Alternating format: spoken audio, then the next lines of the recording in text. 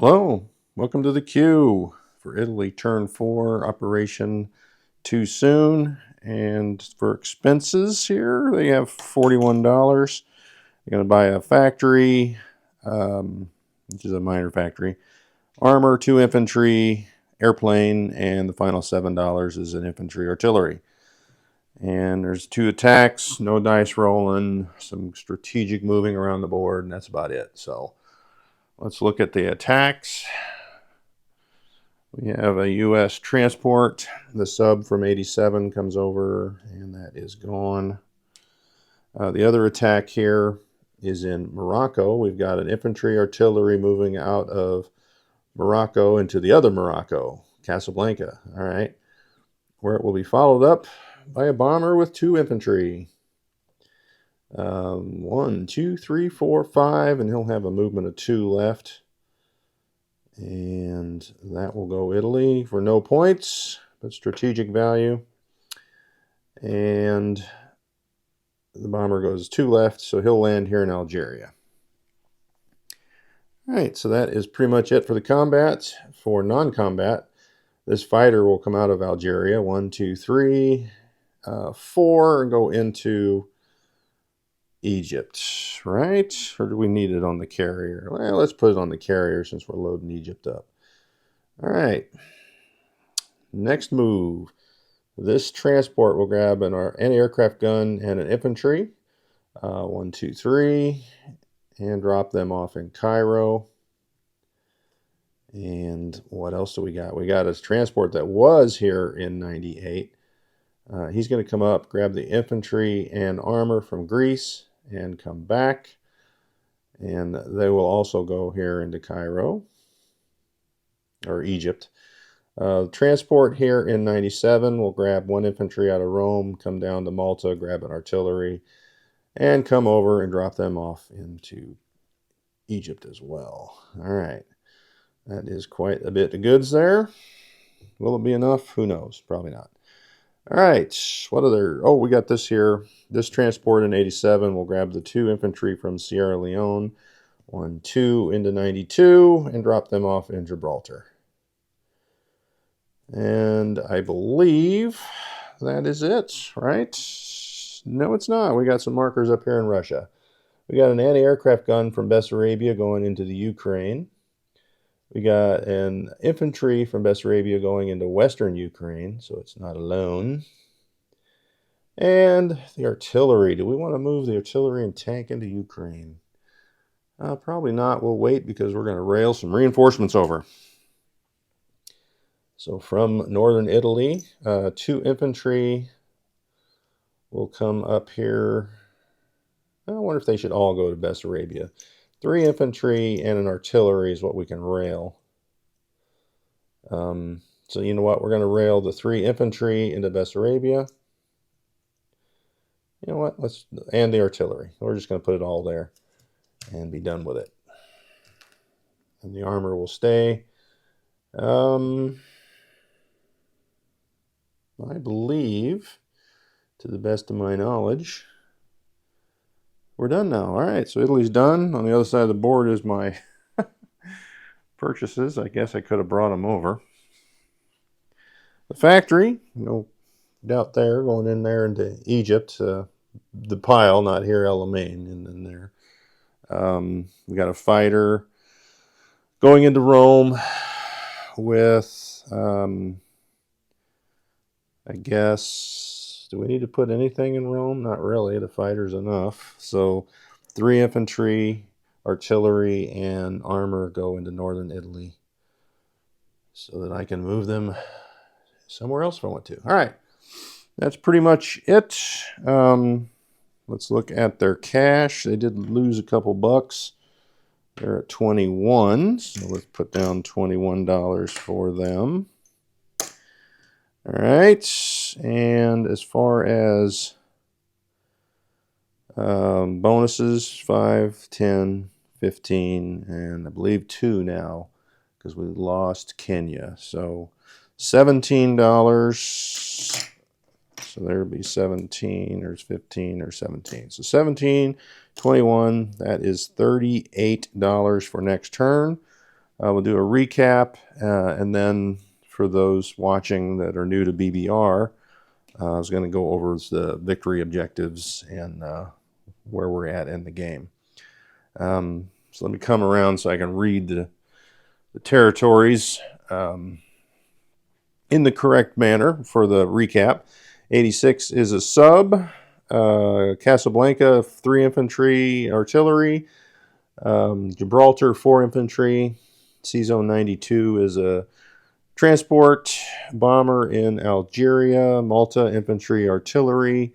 Greece, infantry artillery. Rome, fighter and aircraft gun. Northern Italy, 3 infantry, 1 artillery, 1 armor, 1 anti-aircraft gun. Bessarabia, 3 infantry, 2 artillery, 1 tank. Ukraine has an anti-aircraft gun. Transjordan, an infantry. C-Zone 98, 3 transports, 2 fighters, 1 battleship, 2 cruisers, 1 destroyer. And in Egypt is 1, 2, 3, 4, 5, 6, 7, 8 infantry, 2 artillery, 2 tanks, 1 anti-aircraft gun, and 4 German infantry and a fighter. And a newly built factory. Probably need to... Well, we might not chip that out. There could be some action next turn, so we'll see how that goes. So anyway, for those of you who are just new to BBR here watching this, and I know there's a couple because I've heard from you guys. So what BBR is it's similar to Global 40.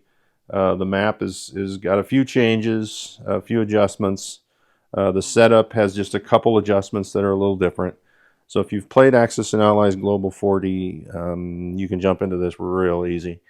The difference being that this game is 8 rounds only, whereas a Global War 40 game could go on 20 rounds if you've got some good players on both sides. So, and at the end of 8 rounds, you count up your victory roundels, which I've got laid out here. And if the Axis have 12, they win. If they don't, they lose. It's that simple. We're at the end of turn 4. We've got Commonwealth and Russia to go, but they can't really affect any of these victory points right here. So what we'll have at the end of 4, this section up here are victory cities, so to speak, and then these are different victory objectives. And the city side, we have 9, 10. And down here in the objective side, we have 1. I've got the China flipped over because that will go on Japan's turn.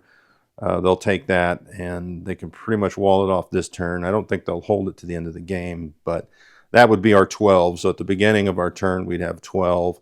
I don't see any of these others that we can get on the next turn. So pretty much I think we're going to be at 12 at the end of turn 5, which, is about average, I guess. I mean, it's not super high, and it's not low. I've seen some games where it's been lower than that with some bad moves, bad luck on the dice and whatnot. Like this turn, had Singhai had fallen, we would have had that China point, because I'm sure that he could have flooded Yunnan with enough to keep Britain out. But anyway, that's kind of where we're sitting. So you can kind of see the possibilities of the victory points, and you can zoom in and take a look at those if you want to, what the cities are and what these objectives are. There is one more that I'm missing. I don't have the roundel, and that is South Africa. If you have both of these, that would be a victory objective, I guess, because it's 2 territories, not just the city. So there's your total of possible victory points. And like I said, you just need 12, and we'll be at 12, at the end of the Japanese turn, on turn 5. And most likely we'll hold that at least next turn. And then, the rest of the game, once the Axis get to 12, you kind of like to get a couple more to get your buffer zone up. But in reality, then you're on the defense, for those last couple turns. trying to hold things, from the Allies. And so far this game, it looks like the Allies are just kind of slowly putting a unit or two here and there for something they're going to do at the end of the game. Defense here in Africa and Middle East, and they are definitely on the offense here in the Pacific. And one of the rules that's kind of a little overpowered, it's an optional rule at the end of the rule book. We didn't discuss it before we started this game, but we talked about last turn.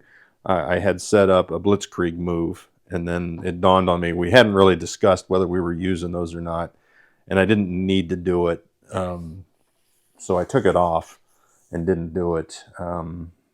Not that it wouldn't really have done other. The only thing it would have got me was Archangel.